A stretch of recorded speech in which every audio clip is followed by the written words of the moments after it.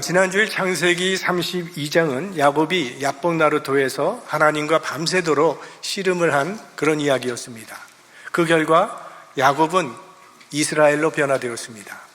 이스라엘이라고 하는 그 이름의 뜻은 하나님께서 다스리신다, 하나님이 통치하신다라는 그런 뜻입니다. 야복나루의 사건은 이제 야곱이 자신을 죽이고 온전히 하나님을 자기의 주인으로 모시고 전적으로 하나님을 의지하고 살아가는 전환점이 되었습니다. 오늘 본문은 야복나루에서 변화된 야곱의 모습을 우리에게 보여주고 있습니다. 본문은 이렇게 시작하고 있습니다.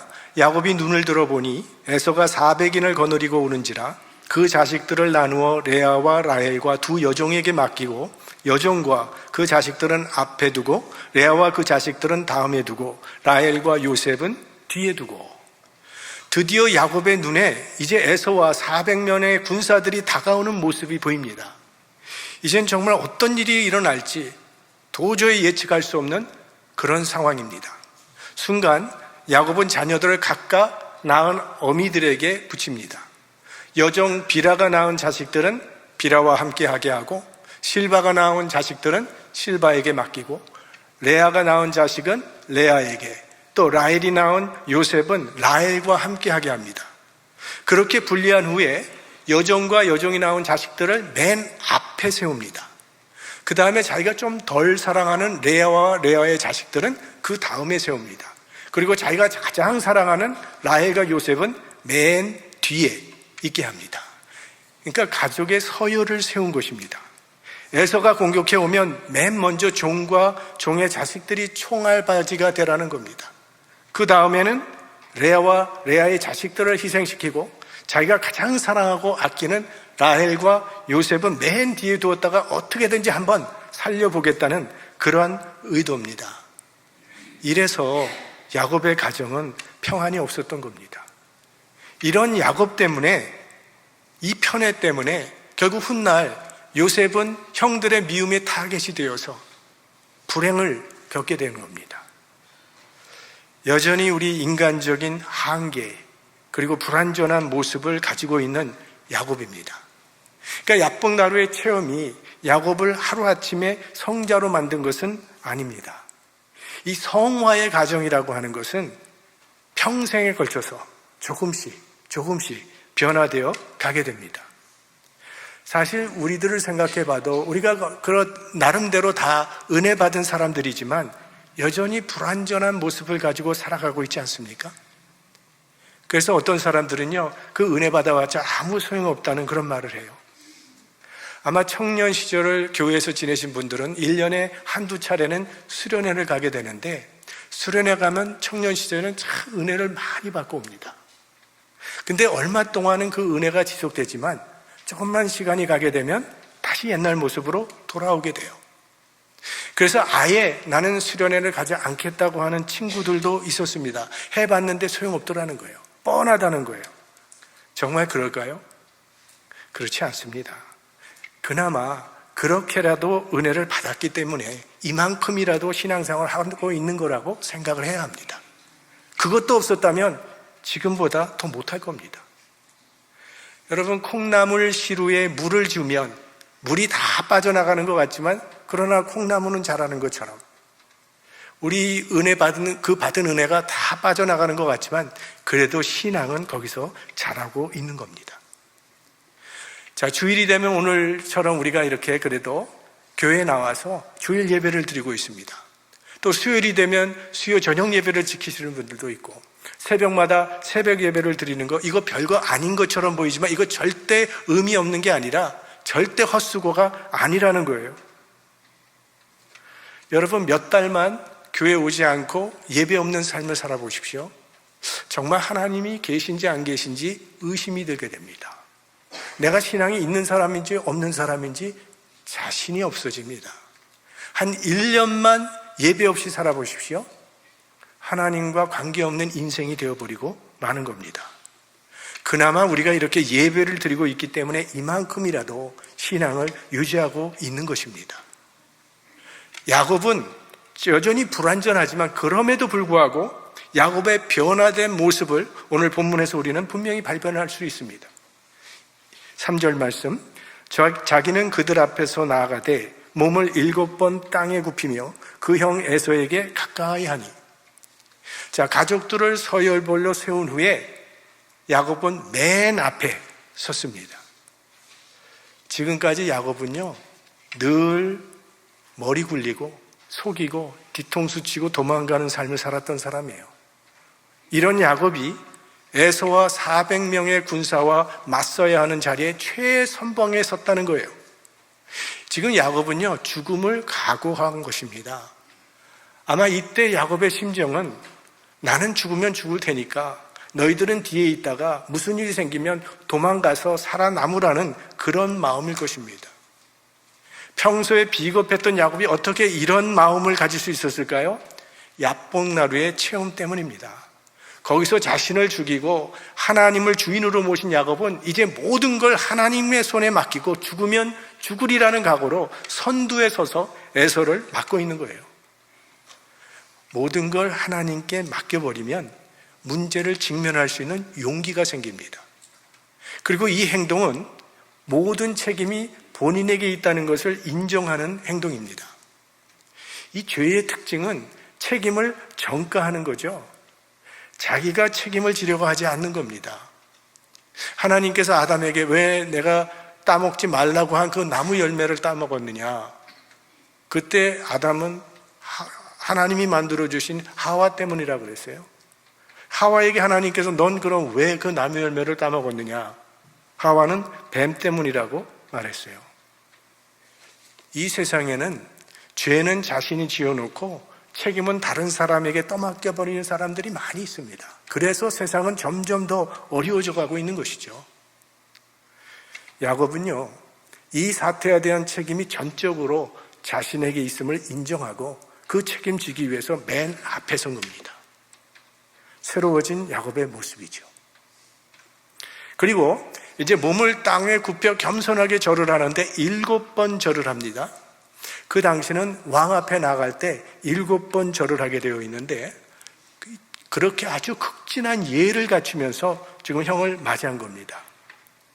이것은 그저 형식적으로 어려움을 피해 보려고 제스처를 하는 그러한 형식적인 제스처가 아닙니다. 형 앞에서 자신의 잘못을 인정하고 형의 처분에 맡기겠다는 그런 겸손한 행동입니다.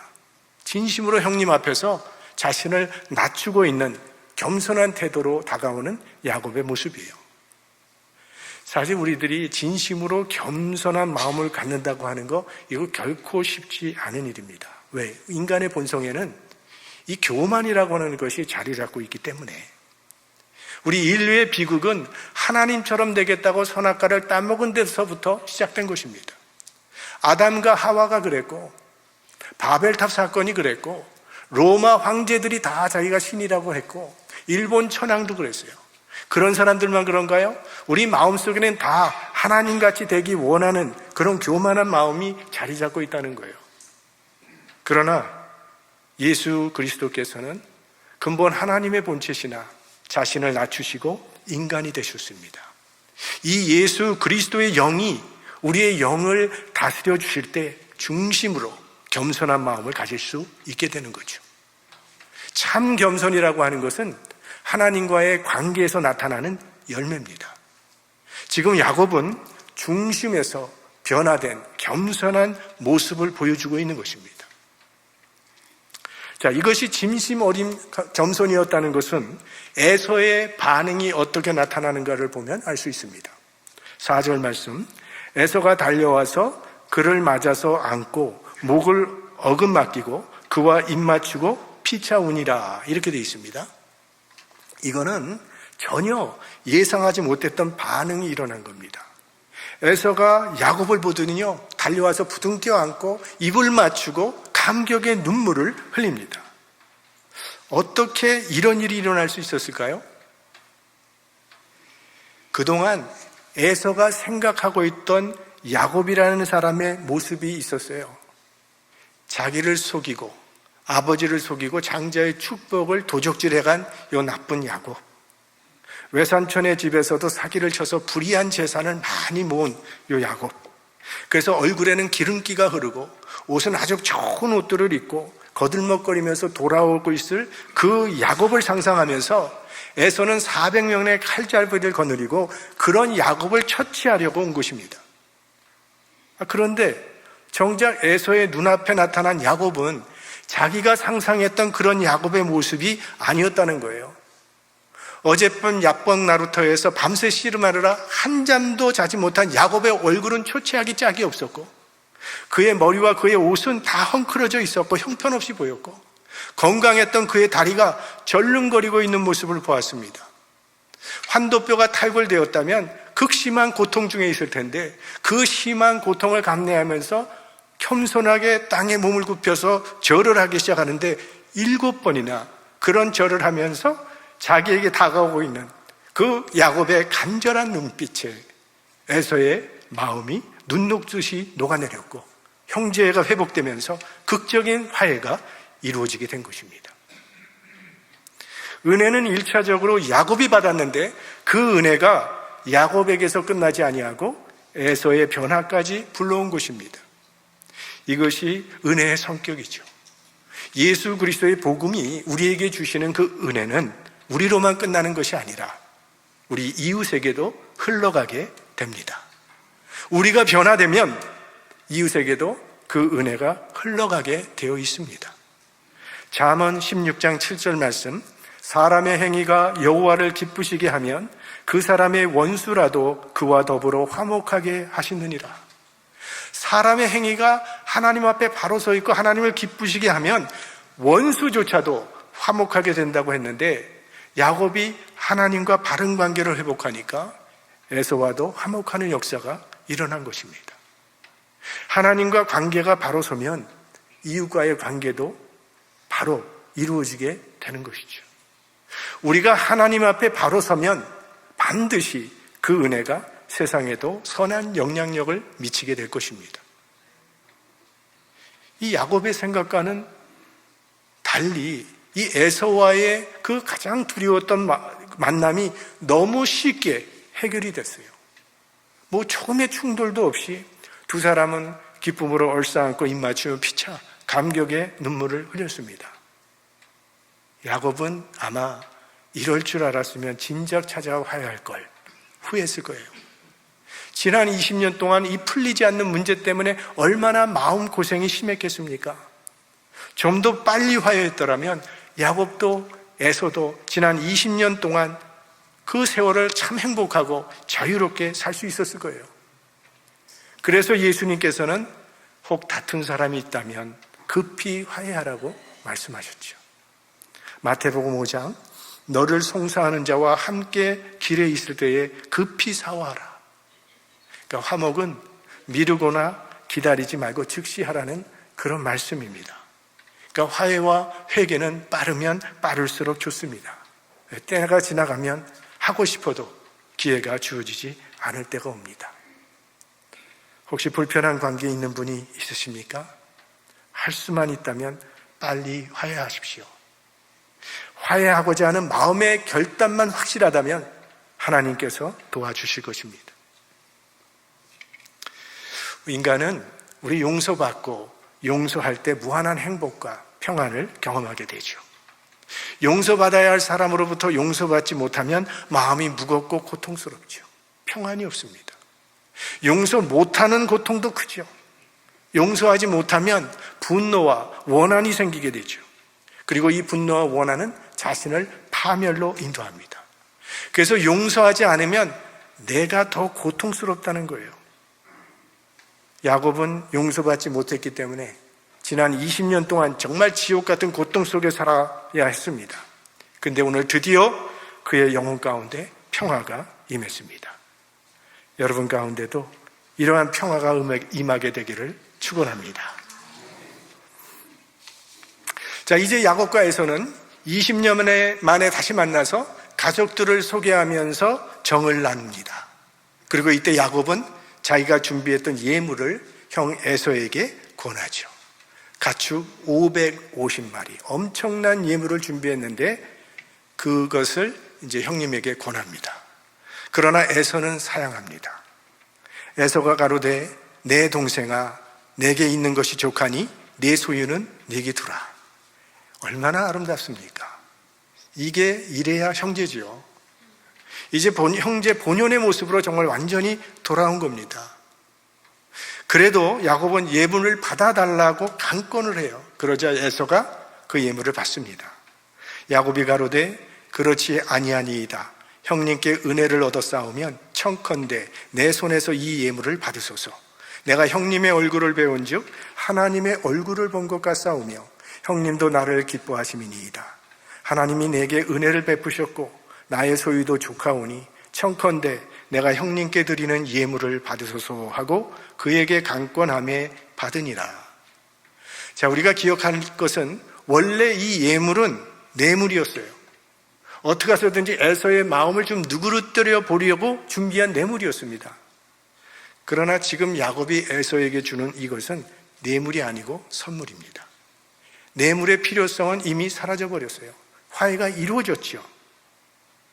지금 야곱은 하나님의 은혜가 너무 감사하고 형님의 은혜가 너무 감사해서 선물을 드리고 싶었던 겁니다. 뇌물은 어쩔 수 없이 주는 것이지만 선물은 감사한 마음으로 주는 것입니다. 헌금은 그런 마음으로 드리는 겁니다. 형님 얼굴을 본즉 하나님 얼굴을 본 것 같다고 말하는데 어떤 사람은 이거 형님 기분 좋으라고 아첨하는 말이라고 그렇게 하지만 지금 야곱은요 자기 형 얼굴에서 하나님의 구원의 빛을 보고 있는 겁니다. 아니 자기 죽이겠다고 400명의 칼잡이를 거느리고 왔던 형이 자기를 보고 입을 맞추고 눈물을 흘리는 모습을 보면서 이거는 하나님의 역사요, 성령의 역사요, 하나님의 구원의 손길이라고 지금 고백하고 있는 것입니다. 이렇게 야곱과 에서는 화해가 이제 이루어졌습니다. 이제 에서가 야곱에게 우리 함께 가자고 권합니다. 12절에서 14절의 말씀. 에서가 가로되 우리가 떠나가자. 내가 너의 앞잡이가 되리라. 야곱이 그에게 이르되 내 주도 아시거니와 자식들은 유약하고 내게 있는 양떼와 소가 새끼를 데렸은즉 하루만 과히 몰면 모든 떼가 죽으리니 청컨대 내 주는 종보다 앞서가소서. 나는 앞에 가는 짐승과 자식의 행보대로 천천히 인도하여 세일로 가서 내 주께 나아가리다. 에서가 야곱에게 말을 해요. 내가 앞잡이가 돼서 앞장서서 너를 보호해주고 길잡이가 되어줄 테니까 우리 같이 가자고. 그런데 야곱은 형님 먼저 가세요. 저는 천천히 뒤따라 가겠습니다. 아 그래? 그러면 내가 용사 몇을 남겨두어서 너를 호위해 주겠다고 하니까 아 형님 그럴 필요 없습니다. 정중히 거절하고 결국 에서만 혼자 먼저 떠내버립니다. 화해가 이루어졌는데 왜 야곱은 에서와 함께 가지 않았을까요? 야곱과 에서는 목적이 달랐기 때문입니다. 야곱이 에서와 함께 가지 않은 것은요, 에서가 이 세상을 살아가는 그 목적과 야곱이 이 세상을 살아가는 목적이 달랐기 때문입니다. 에서가 살고 있는 것은 오늘 본문을 보면 세일이라고 했어요. 이 세일은 가나안 땅이 아닙니다. 가나안 땅 밖에 있는 지역입니다. 이걸 보면 에서는 벌써 하나님께서 조상들에게 약속하신 가나안 땅과는 관심이 없는 그러한 사람임을 우리가 알 수가 있습니다. 그러니까 아브라함과 이삭으로부터 이어져 내려오는 하나님의 언약과는 관계없는 인생을 살아가고 있었다는 거예요. 그러나 야곱은 지금 가나안 땅으로 돌아가라고 하는 하나님의 말씀대로 하나님께서 약속하신 아브라함과 이삭에게 약속하신 그 땅을 향해서 지금 가고 있는 길입니다. 그러니까 야곱은 자기의 부름의 자리가 어디인지를 분명히 알았기 때문에 형님과 같이 가지 않았던 거예요. 형을 따라가지 않았던 것입니다. 아브라함과 롯이 다른 길을 간 것처럼 이삭과 이스마엘이 다른 길을 간 것처럼 지금 야곱도 에서와 다른 길을 가야 한다는 것을 안 것입니다. 비록 에서와 아름다운 화해가 이루어지긴 했지만 삶의 목적이 달랐기 때문에 함께 살 수 없다는 결론을 내린 것이죠. 그래서 이 형제 관계라는 이 형이라는 그 관계에 매이지 아니하고 야곱은 다른 길을 가기로 결단한 것입니다. 간혹 이 인간관계 때문에 원치 않는 길을 끌려가는 그런 사람들이 있습니다. 우리 교회에 어떤 교인이 등록을 하시면서 제게 물었어요. 이 교회에 등록을 하면 꼭 이 교회만 다녀야 하는 건가요? 다른 데로 가면 안 되는 건가요? 그러니까 교회 생활을 그렇게 해보시지 않은 분이세요. 그러니까 그렇습니다라고 대답하면 참 좋겠지만 이렇게 대답했습니다. 우리 교회에서 신앙생활 하는데 은혜가 되지 않으시면 은혜 받을 수 있는 교회로 가셔도 괜찮습니다. 목사에게 미안한 마음 때문에 있을 필요는 없다는 그런 말씀이에요.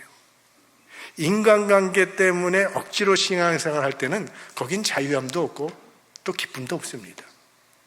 하나님께서 우리에게 원하는 것은, 하나님은 우리가 플러턴 장로교의 교인으로 살아가는 걸 원하시는 게 아닙니다. 물론 내가 속한 교회의 지체로서 나는 나의 본분을 감당해야 합니다. 그러나 교인으로서의 삶보다 더 중요한 것은 하나님 자녀로서의 삶입니다.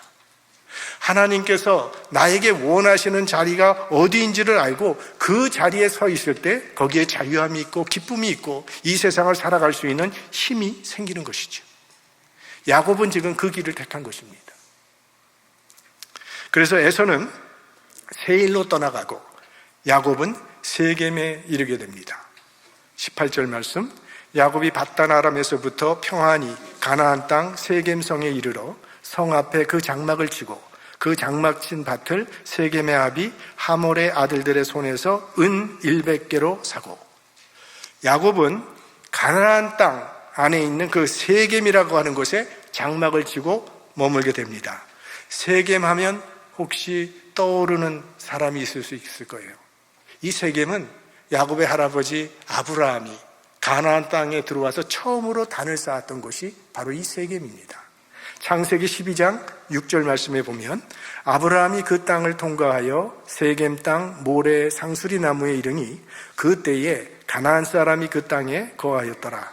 여호와께서 아브라함에게 나타나 가라사대 내가 이 땅을 네 자손에게 주리라 하신지라 그가 자기에게 나타나신 여호와를 위하여 그곳에 단을 쌓고, 야곱이 바로 그 세겜 땅을 은 100개를 주고 삽니다. 앞으로 땅값이 오를 것 같아서 산 게 아니에요. 이거는 야곱의 믿음을 보여주는 행동입니다. 이 땅 내 자손에게 주리라는 하나님의 약속을 분명히 믿었기 때문에 후손들에게 하나님이 주신 이 약속의 땅을 잊지 않도록 하기 위해서 그 약속의 땅에 지금 투자하고 있는 것입니다. 이후에 야곱의 사랑하는 아들 요셉이 애굽의 국무총리가 돼서 기근 가운데 있던 애국과 주변국을 구원하는 놀라운 일을 하게 됩니다. 그 요셉이 죽으면서 유언을 합니다. 나는 애굽에서 죽지만 언젠가 하나님께서 너희 조상 아브라함과 이삭과 야곱에게 약속하신 그 땅으로 너희를 인도하실 터이니 그 땅에 들어갈 때 반드시 내 해골을 들고 나가달라고 부탁을 합니다. 그래서 400년의 노예 생활을 끝내고 출애굽을 할 때 모세가 그 요셉의 유언을 기억하고 그 요셉의 해골을 들고 나갑니다.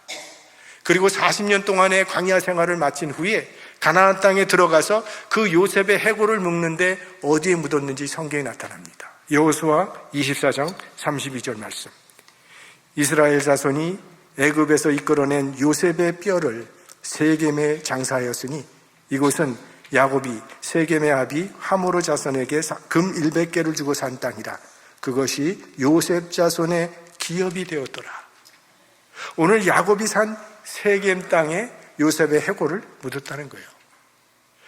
야곱은 바로 이 가나안 땅이 후손들이 있어야 할 땅이라는 것을 그들에게 보여준 것입니다. 우리들은 후손들에게 어떤 땅을 보여주고 있습니까? 눈에 보이기 좋고 비옥한 땅이 너희들이 있어야 할 땅이라고 그렇게 말하고 있지는 않습니까? 모든 것이 다 내려다 보이는 저 높은 곳이 너희가 있어야 할 자리라고 말하고 있지는 않습니까? 바라기는 우리들도 이 야곱처럼 하나님의 부름이 있는 그 자리가 우리 후손들이 있어야 할 자리임을 그들에게 알게 해줘야 할 것입니다. 마지막으로 20절 말씀 우리 함께 봅니다. 거기 단을 쌓고 그 이름을 엘로헤 이스라엘이라 하였더라. 거기서 야곱은요, 아브라함처럼 감사의 예배를 드립니다.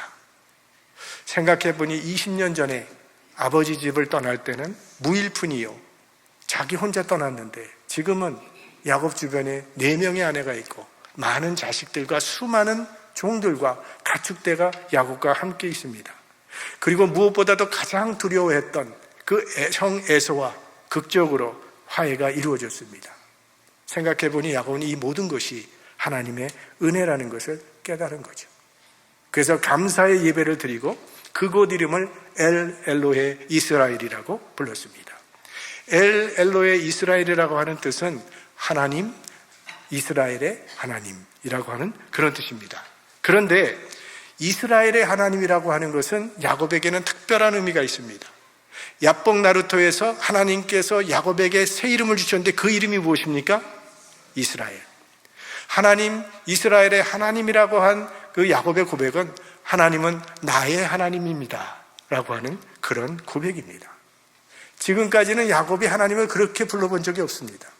지난 시간 창세기 32장 9절 말씀을 보면 야곱이 또 가로되 나의 조부 아브라함의 하나님, 나의 아버지 이삭의 하나님 여호와여, 주께서 전에 내게 명하시기를 네 고향 네 족속에게로 돌아가라, 내가 네게 은혜를 베풀리라 하셨나이다. 그러니까 지금까지는 야곱에게 하나님은 할아버지의 하나님이요 아버지의 하나님이었는데 비로소 야곱이 하나님을 나의 하나님이라고 고백하고 있는 것입니다. 믿음은 하나님을 나의 하나님으로 고백하는 데서부터 시작됩니다. 자신의 믿음이 필요해요. 다른 사람의 신앙을 나의 신앙으로 착각하지 말아야 합니다. 교회의 신앙이 나의 신앙이라고 착각해서는 안 됩니다. 부모가 믿으니까 나도 믿고 아내가 교회 가니까 나도 따라가는 그런 신앙으로는 구원받을 수 없습니다. 내 믿음이 있어야 합니다. 자기의 신앙이 되어야 한다는 거예요. 우리 각 사람 한 사람이 하나님을 나의 하나님으로 만나야 하고 예수 그리스도를 나의 구세주로 고백해야 한다는 것입니다. 그런 축복이 우리 모두에게 있기를 주님의 이름으로 축원합니다. 성령의